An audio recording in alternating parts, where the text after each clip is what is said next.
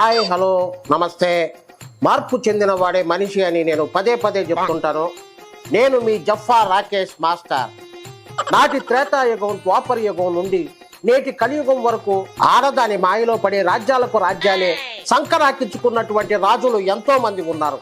జీవితాలు కుటుంబాలు చిన్నాభిన్నమైనటువంటి సందర్భాలు ఎన్నో ఉన్నాయి కేవలం ఒక్క ఆడదాని వల్ల. ఈ రోజు కూడా ఒక ఆడదాని మాయలో పడినటువంటి ఒక జఫాను మనం ఇంటర్వ్యూ చేయబోతున్నాం. మాధురి అనే ఒక దువ్విన మగాడే ఈ సిగ్గులేని దువ్వాడ. ఏయ్ సీనుగా, అసలు ఈ ఏజ్ ఏంటి, నువ్వు చేసే పనులేంటి? మాస్టర్ మర్యాదగా మాట్లాడండి. నేను అసలే సెల్ఫ్ రెస్పెక్టెడ్ పర్సన్. కట్టుకున్న పెళ్ళాన్ని కడుపున పుట్టిన పిల్లల్ని అనాథలుగా వదిలేసినోడివి నీకు రెస్పెక్ట్ ఇచ్చేదేంటి? నువ్వు నా గుండుగాడివి, నీకన్నా ఆ గుడివాడ గుట్కాగాడు చాలా బెటర్ చెప్పా. నేను చేసిన దానిలో తప్పే ఉంది. 28 సంవత్సరాలుగా నా ఇంట్లో నేను నరకం అనుభవించాను. నా భార్య పిల్లలతో విసిగి వేసారిపోయాను. వంకాయ ఏం కాదు నర్మయ్. ఏయ్ నీ స్టోరీ మొత్తం తెలుసు నాన్న. ఒక ఆడది రీల్స్ చేసుకునే ఆ బిడ్డ పేరు ఏంటి నాన్న? మాధురి. ఏంటన్నా సిగ్గే? మాధురి అంట మాధురి. మొత్తం మసాలా ఏం కాదు.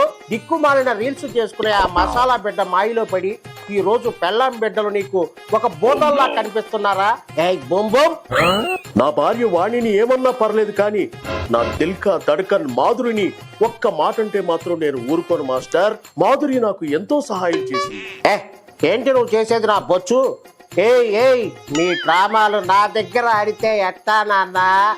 ఆ మాయలేడి మోజులో పడి నోటు పత్రం లేకుండా డబ్బులు సహాయంగా ఇచ్చిందని చెప్పి ఈ రోజు ఆ టక్కులాడికి నువ్వు కొంప రాసి ఇచ్చావు కదా నాన్న జప్పా. ఏయ్ నీ భార్య బిడ్డల ఉసురు నీకు తగులుతుంది నాన్న. అత్తాపో. నా భార్య పిల్లలకి కోట్ల రూపాయల విలువైన ఇల్లు ఆస్తి ఇచ్చాను. నేనిప్పుడు చెట్టు కింద ఉన్నా. నా దగ్గర ఏమీ లేదు. నేను అనాథను. నోరు మోయి నాన్న జఫా. నీ భార్య ఇంటికి రా అని పిలుస్తుంది కదా నాన్న. ఇంటికి వెళ్ళొచ్చు కదా జఫా. అనాథ అంటూ అడ్డమైన వాగుడు వాగుతావేంటి వాల్తే? నేను ఇంటికి వెళ్ళను. ఆ ఇల్లు వదిలేసి చెట్టు కిందకి నా దగ్గరికి రమ్మను నా భార్యని. వస్తుందా రాదు? ఏం మాట్లాడుతున్నావు? చెట్టు కిందకి రావాలా నీ పెళ్ళం? ఆ మసాలా బిడ్డ మాధురి వచ్చుద్దా? కావాలని ఆ వయ్యారికి ఇల్లు రాసిచ్చి నువ్వు వెళ్ళి అక్కడ సెట్ అవుదావని, నీ పిల్లవ ఆ ఇంటికి రాకుండా ఉండాలని నువ్వు ఆ దొంగన బిడ్డ కలిసి వేసిన ప్లాన్ కదా నాన్న. మహబూబాబాద్. అవన్నీ కాదు. నా ముత్యాల మాధురి డబ్బులు ఇచ్చింది. నేను ఆమెకి ఇల్లు రాసి ఇచ్చాను. నా భార్యకు నాకు ఏదైనా ఇబ్బంది ఉంటే చట్టపరంగా చూసుకుంటాం. నీ జటాపట రాణికి రాసిచ్చిన ఇంట్లో నువ్వేం పెడతావు నాన్న? తను ఒప్పుకుంటే పార్టీ కార్యాలయం పెడతా. కాకినాడ కాజా ఏం కాదు అంటే పార్టీ కార్యాలయం పెట్టి రోజు అక్కడికి వెళ్ళి చేరతావా? మరి మీ ముద్దుల రీల్స్ బిడ్డ ఎక్కడుంటది నాన్న? అదే ఇంట్లో ఫస్ట్ ఫ్లోర్ లో ఉంటుంది. నాకేమన్నా అవకాశం ఉంటే సెకండ్ ఫ్లోర్ లో నేను రెంట్కి తీసుకుంటాను. చెప్పు నాన్న, ఇంకా చెప్పు.